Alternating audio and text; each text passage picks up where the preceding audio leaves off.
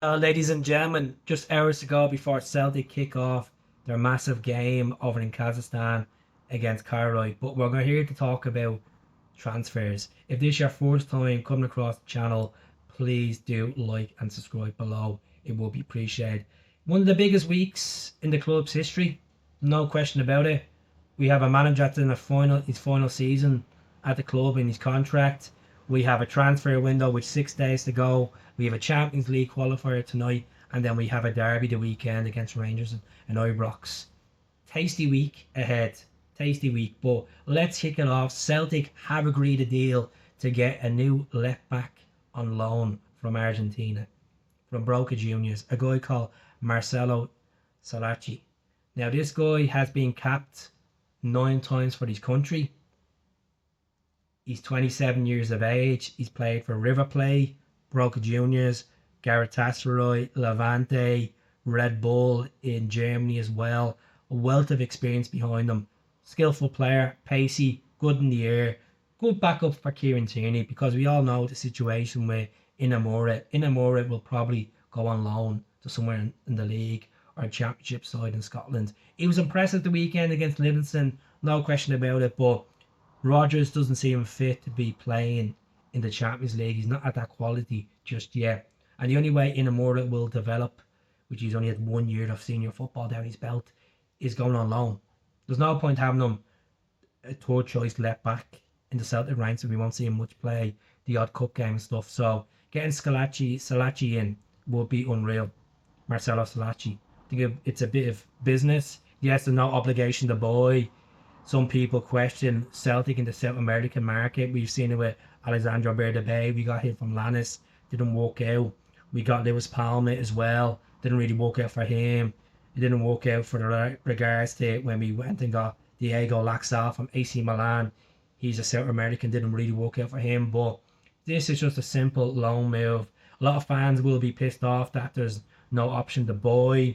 There's been no money spent on getting them on a permanent transfer. I can understand that frustration, but I'd rather have cover than no cover whatsoever. So he's due to fly to London to undergo a medical and finalise his move to Celtic on a season-long move from Boca Juniors. So he has 2 years left in his Boca Juniors deal. Never say never what happens in football. Like, he might be impressive for us, might do the job, and then next summer we might inquire again and look at getting him a permanent transfer. But the deal at the moment is no option to buy. Regards to getting a right back in, we're looking to get cover for Mr. Alistair Johnston, and we have been looking at a guy called ELIAS JELERT. ELIAS JELERT is a Danish right back who plays for Galatasaray. 22 years of age, wealth of experience behind him. He made it into the Copenhagen team at the age of 17, playing senior football for them. He's been capped for Denmark 3 times. He joined Galatasaray a couple of seasons ago. He played 22 games in the Turkish Superliga last season. And looking at his wealth of experience, Europa League, Champions League, Conference League in there, for a guy that's only played 22, it's pretty impressive. So the reports coming from Turkey is that Celtic have inquired for a loan move for a right back of a fee of £1.25 million, and then an option to buy him at the end of that for 7.5 million. Looking at this guy, 6 foot, impressive. I would like to see us go out and buy this guy, but Celtic are probably looking at this long term. Alistair Johnston signed a new deal last season. Is he going to be here long term? He's a vital part of our team. He's out until around Christmas time. Will we get Alistair Johnston another cover for right back? Ralston's sturdy, but he's not the answer for Champions League. This guy has Champions League football. I can't see the board spending 8 million at the end of a loan move to get a right back in. To be honest with you, I don't think they will. They struggle to even spend 5 million these days. We've only spent a total of 3.5 million in this transfer window so far. It's absolute laughable. It's laughable. It's stupid business model from Celtic. I know they like to have the bank account green, but at the same time, we shouldn't be in this position drawing 0-0 at home to a team from Kazakhstan. We should have wiped the floor with them. So that's down to the board.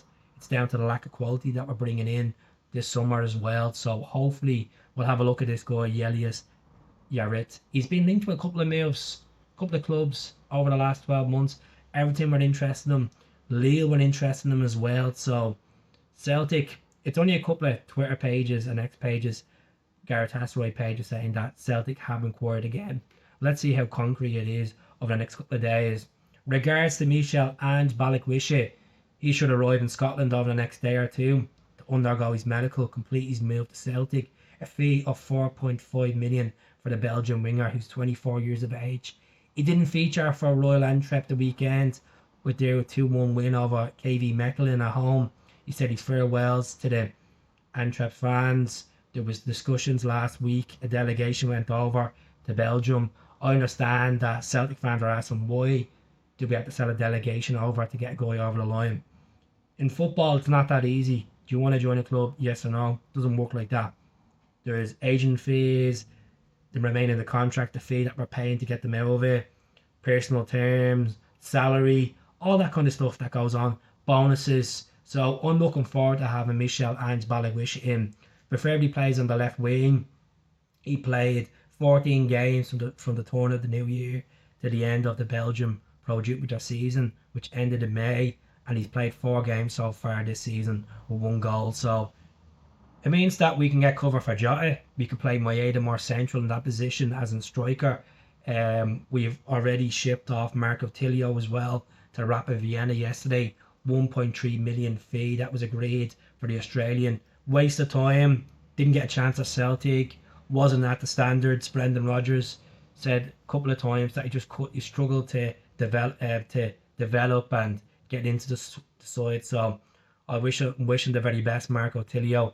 Regards to Jamie Vardy, there's been a lot of rounds going around over Jamie Vardy over the last 7 days. What's going to happen? There's reports of Napoli being interested in Serie A as a backup striker to Lukaku. There was talks of West Ham being interested. They're struggling at the moment.